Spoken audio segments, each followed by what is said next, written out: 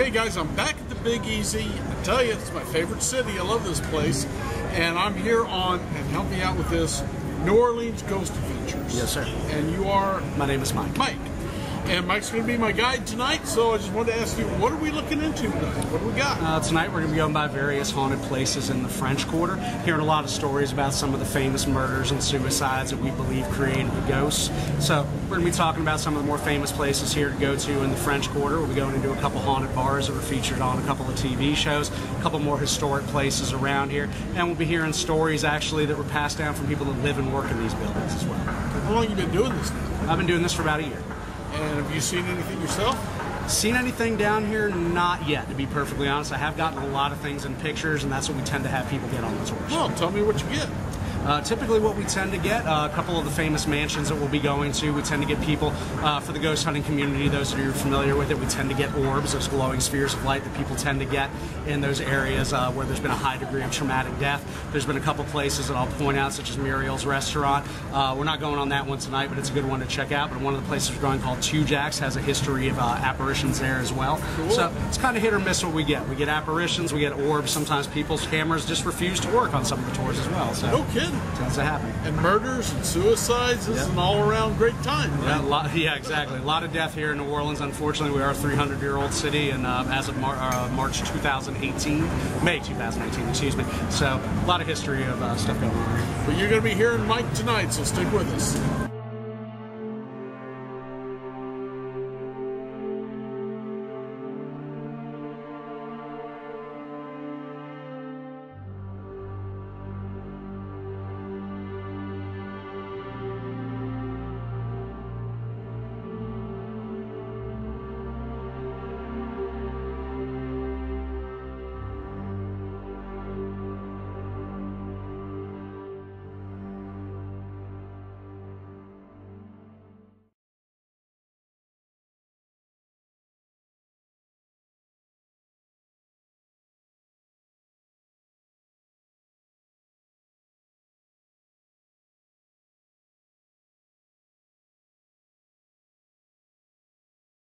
That lovely gray building right there on the corner that has the Christmas lights on the roof. That is Lafitte's Blacksmith Shop. Has anybody been here yet?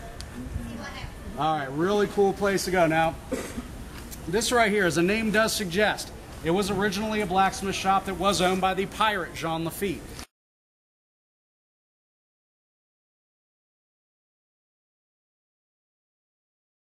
This is also the second place that I wanted to point out that did not burn during those fires. That would make this the second oldest building in New Orleans. We think it was built sometime around 1770. Building records in this part of the city are a little bit spotty though. It might even be older than that. What we do know is that that is the oldest building in America to be used as a bar. It is not the oldest bar in America. That distinction belongs to the White Horse Tavern in Rhode Island, but it is the oldest building to be used as one.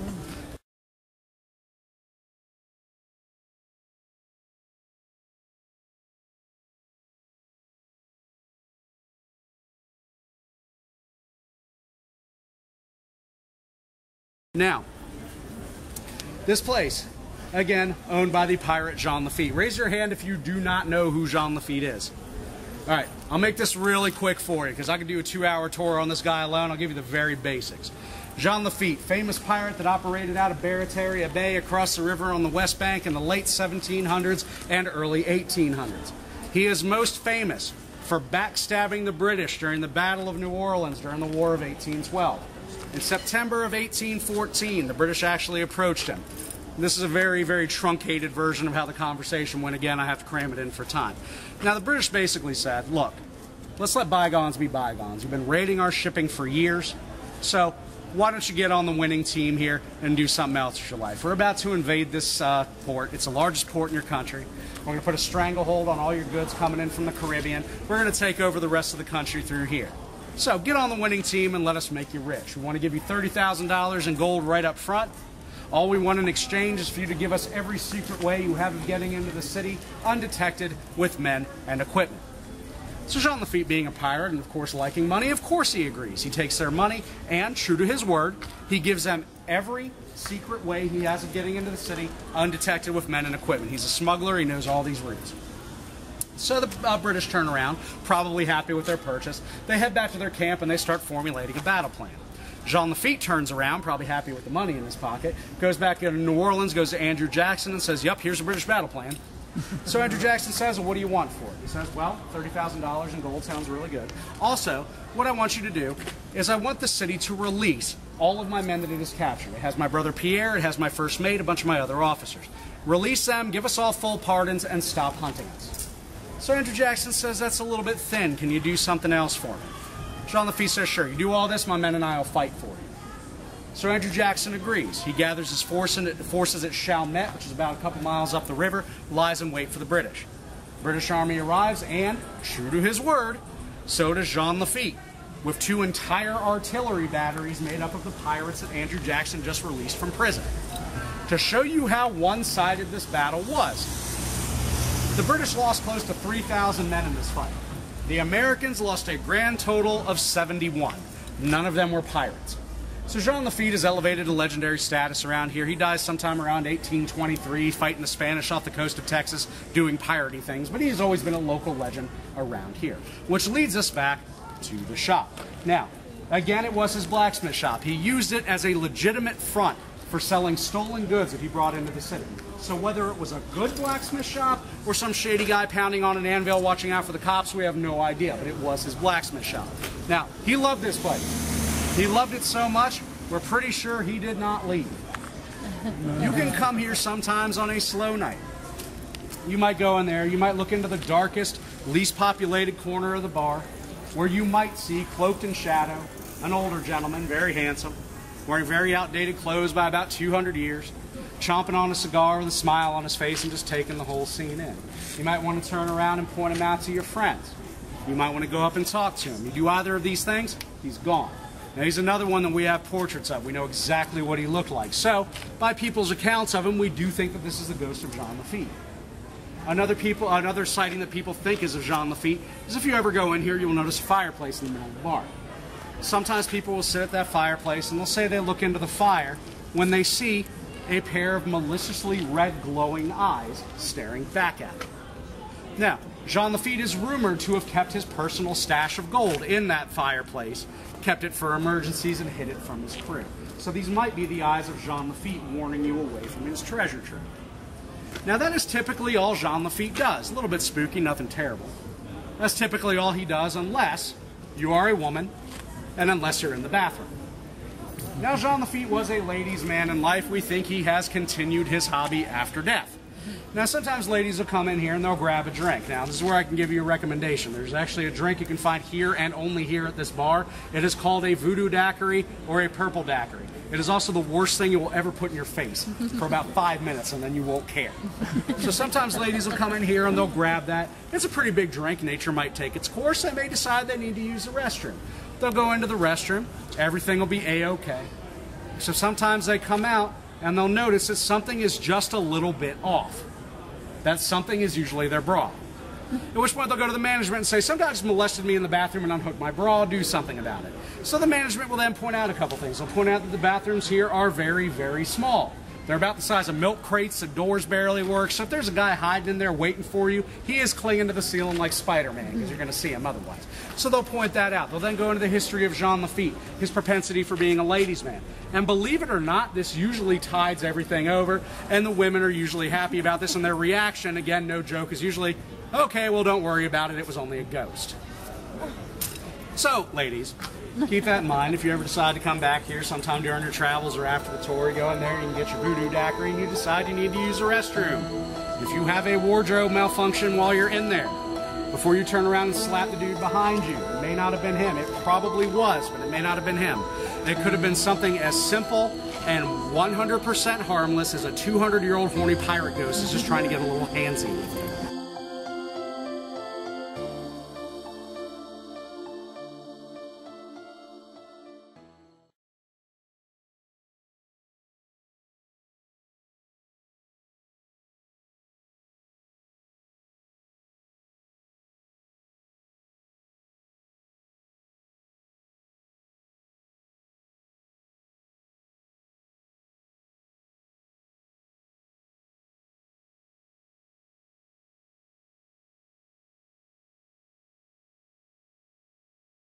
said, second oldest restaurant in New Orleans, oldest stand-up bar in the entire country. Everybody know what I mean when I talk about a stand-up bar? No. All right. Notice most bars have stools and things like that. If it's got one of those rails at the bottom for you to put your foot up on and no stools, that is called a stand-up bar. So this is the oldest bar of that type in the entire country. Now, Chujack, the sign is a little bit misleading. It says it was established in 1856. That's sort of true. Now, the original place that was here, this spot, was actually called The Gates. It was owned by a couple named Madame and Hippolyta the Gay. The original Two Jacks was actually just about 2-3 doors down from this. Both restaurants actually serviced the French market. Now, that wasn't always the flea market that you see today. It was originally a butcher and seafood market. So both restaurants made sure these folks had some breakfast. They also allowed them to gamble inside, and in some cases actually functioned as makeshift banks for them. Now, the Two Jacks actually bought this place in 1916 when Madame LaLaurie died, so they moved their restaurant down here. Now, any place that has that kind of a history to it probably has some ghosts attached to it, right? Well, this one, as I said, happens to have 3, one for each floor and an extra one for the attic. So we will start with the bottom floor. Now, is anybody here like a really big movie buff? And when I say movies, I mean like you know old movies too. Anybody? All right. Well, there was a silent film star in the early 1900s. His name was Julian L.T.N. He was famous for doing movies of Rudolph Valentino. Now, he was famous for being a cross-dressing actor. Now, he actually frequented Begay's when it was originally open. After the Two Jacks took over, he loved Begay's so much and he enjoyed the Two Jacks so much that he actually started frequenting this place when it changed hands. He loved it so much, like many other actors, when they enjoy a place, he actually gave them an autographed picture of himself. Now, when you go inside, you're going to see a lot of pictures and memorabilia up on the wall. Now, like any other place that has a lot of that stuff, they tend to rotate it out to keep it fresh so people aren't looking at the same thing all the time. So about 3 years back, they actually took down Julian's picture, they stored it up in the attic, and they replaced it.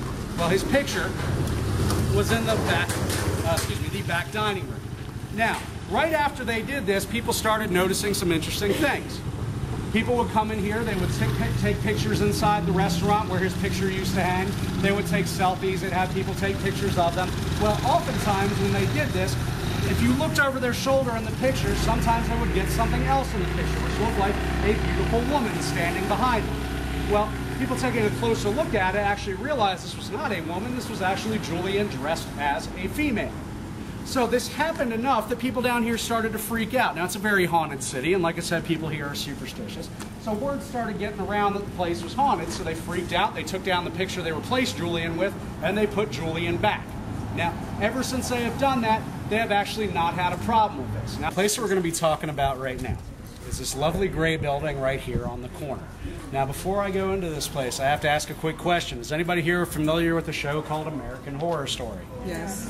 Did you see season 3 with the Coven? Okay. Well, do you remember the character of Delphine LaLaurie, played by Kathy Bates? Okay. Well, Delphine LaLaurie was a very real person. She did have a very real home, and that is it. That is the infamous LaLaurie mansion right here on the corner. Now, Delphine LaLaurie was a wealthy plantation heiress in the early 1800s. Her father was a plantation owner. When he died, she inherited his considerable fortune, and she moved here to New Orleans, where she met a local surgeon named Louis LaLaurie. Now, Louis was independently wealthy on his own, plus he had a lot of money coming in from his practice, so to put it very mildly, these two were filthy rich. And they used that money to move into this place right here. Now, at the time, the LaLaurie Mansion was the largest building in the French Quarter. Believe it or not, what you're looking at is a 10,000 square foot mansion. Now, they were known primarily for 2 things when they lived here. Actually, I'm going to put that on pause for just a second since that group moved. Let's move down a little bit so we get a better look at the house.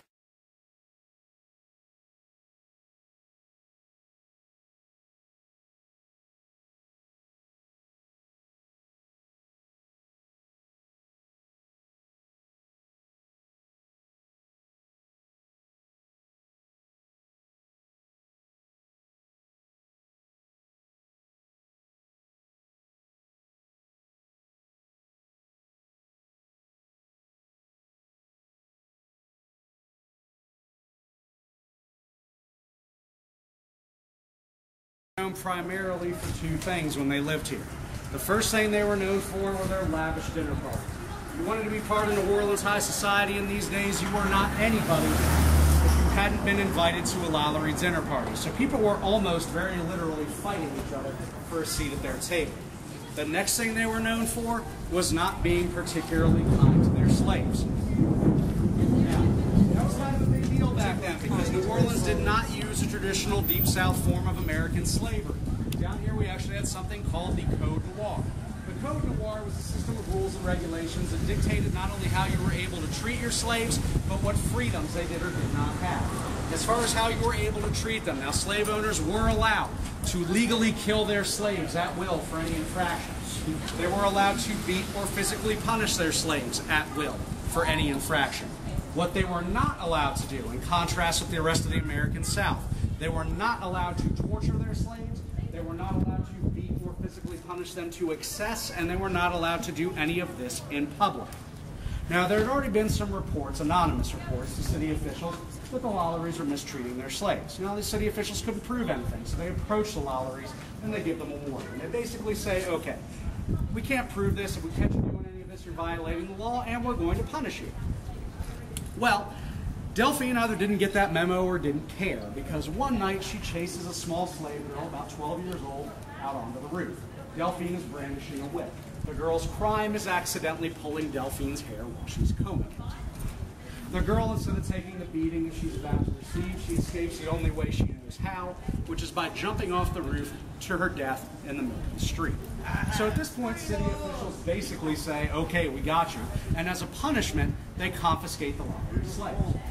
Well, the LaLauries calmly and promptly pool their money together. They give money to their friends and family. They have their friends and family buy the slaves back from the city, at which point they give them right back to the LaLauries.